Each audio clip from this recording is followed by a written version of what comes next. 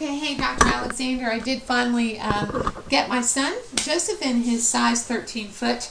So we're going to go ahead and go through the diabetic foot exam. He's making his way around here in my room. And so thank you very much for this. Of course, the diabetic foot exam, the whole thing starts with just taking a history of the patient. So hopefully, even though my son isn't a diabetic, he does have some risk factors because there is some diabetes that runs in our family. His great-grandfather had it. His grandfather had it, so there's going to be some history there that I'll go ahead and take.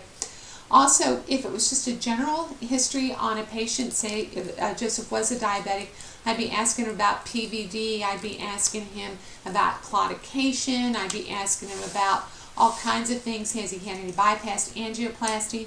Hopefully I will also have done some type of lab work for him, BMP, CBC, checking his renal function. Obviously, dialysis patients and diabetics are at a huge risk as well. And also just kind of taking a look at his feet just in general. So when he comes back to my office, I'll just basically watch how he's walking.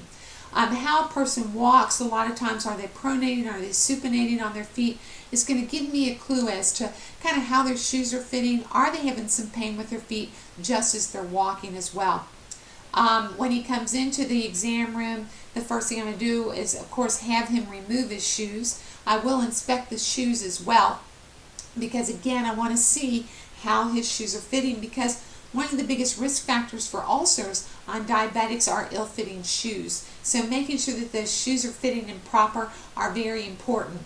Now, a diabetic foot exam involves basically about 4 or 5 major systems. It's going to involve, the sensation, neurological sensation. It's going to be vascular in nature, musculoskeletal, and dermatological. So what I'm going to do at this point is, get me back on the picture so I can kind of see what I'm doing. I'm going to have Joseph go ahead and put his foot in my lap here so I can kind of demonstrate what's going on. So I've got a nice big foot here to kind of take a look at. And one of the first things, of course, I'm going to do is just do a general inspection. So I'm basically looking here for any breaks in the skin, anything that may show me that there is some rubbing on the foot or potential breakdown, because once the foot starts to break down, and once there's a break in the skin, particularly for diabetics, because the foot is so distal from the heart, it's very difficult to heal, very susceptible for infection, those types of things. On Joseph's foot, I'm noticing several different things. He's got a lot of calluses.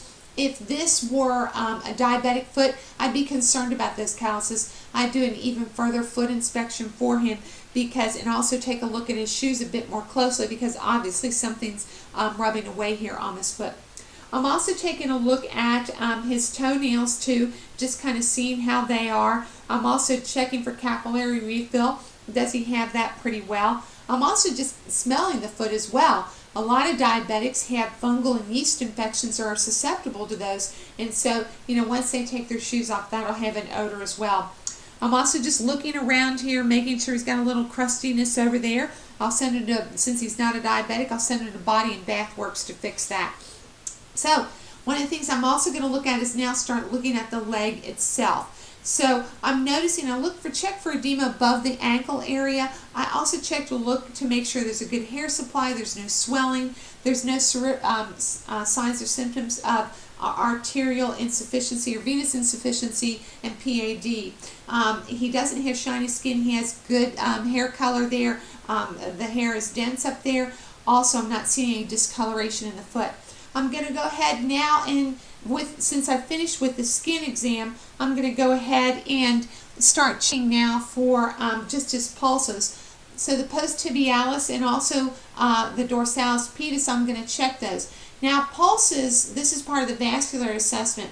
If there were any absent pulses, obviously I'd send him on to a vascular surgeon for additional follow-up. I also can rank his pulses as well. In one of our videos that we saw, they could either be absent or present.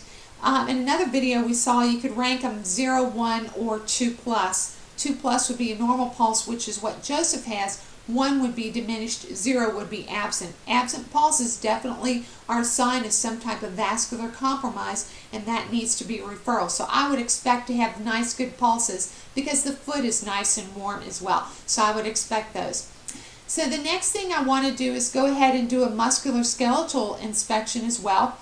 With diabetics in particular, they are susceptible to musculoskeletal diseases of the foot. The Charcot tooth is one of the things that we did in our metabolic class this semester.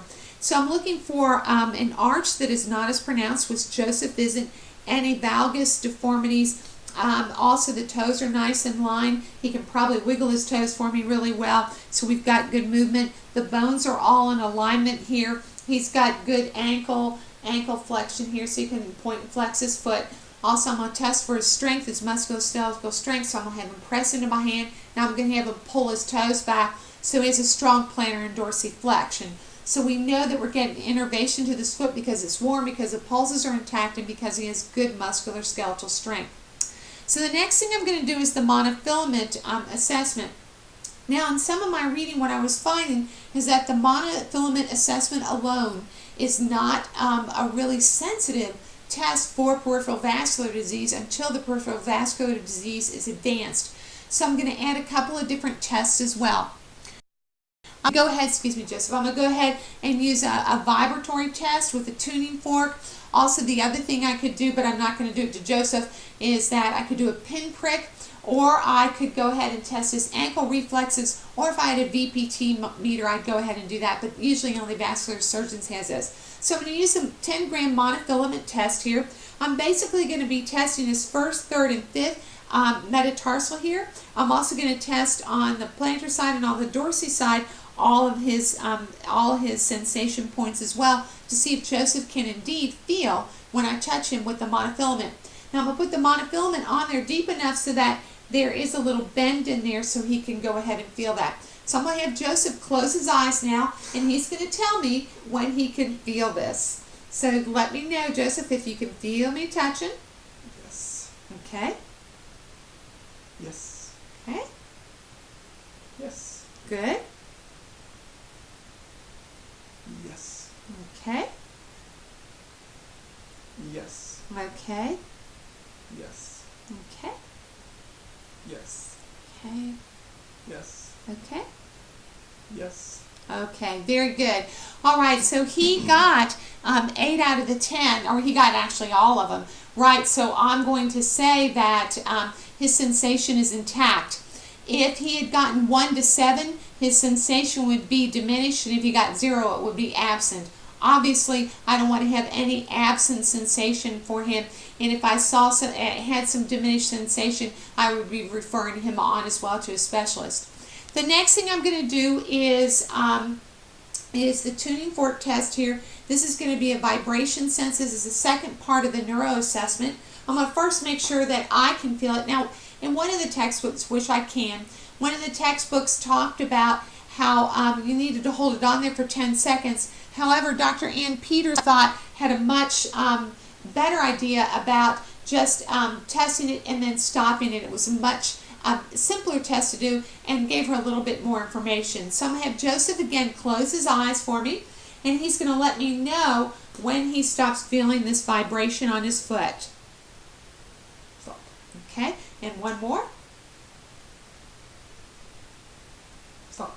Okay, good. So we've got a vibratory, his vibration, his sensation there is intact. So for Joseph, taking a look at him, when we're talking about risk categories for diabetics, what we're talking about, I'm going to set his leg down now to give his knee a break, because I usually prop people's knees when I do that. I know that's real hard on the knees. For the risk categories, what we're looking at is, gosh, is sensation intact? Are the pulses intact? Is the vascular system intact? Is the skin intact? And also is the musculoskeletal system is intact? So the risk categories go from 0 to 3. 0 would mean he has no risk factors, which Joseph doesn't have, because his sensations, his vascular is intact, and obviously his musculoskeletal is intact. So basically for him, I would review his foot or do an annual foot exam for him. I would teach him how to do his foot exam, and I would expect him to do that pretty much daily. I advise all diabetics just to take a look at their feet every day. It doesn't hurt, and it certainly is worth the effort. Risk category 1, there would be a positive loss of peripheral sensation plus some type of deformity. I would want to see those patients every 3 maybe 6 months, I would do a good foot exam. Again, I would be teaching them how to do it and just encourage them to do that daily. The next highest risk category is risk category 2. This is when there are obvious signs of peripheral vascular disease, a loss of pulsation, also or diminished pulsations, and also loss of peripheral sensation. I would want them to see them every 2 months, and I would also refer them on to a vascular surgeon. Category 3 would be your highest risk. These would be the people who had ulcers or perhaps had lost their leg. Obviously, I would want them in the office 1 to 2 months, but I want them to be seen by a specialist. So the teaching points for the patients are basically inspect your feet daily. Can't emphasize that enough. Also, wear proper shoes at all times. A lot of times you'll see diabetics out without their shoes on or out walking around in the yard, those types of things. Don't do that because the injury there is so great. Inspect the shoes, replace those regularly. Also make sure that you come into the office if you notice any calluses, have any abrasions, any redness, edema, swelling, anything along those lines. Any change in the foot needs to report it to the primary care provider immediately. All right, that's it. Thanks for a great semester. Thank you, Joseph Hurdy, for participating, and that's it for me.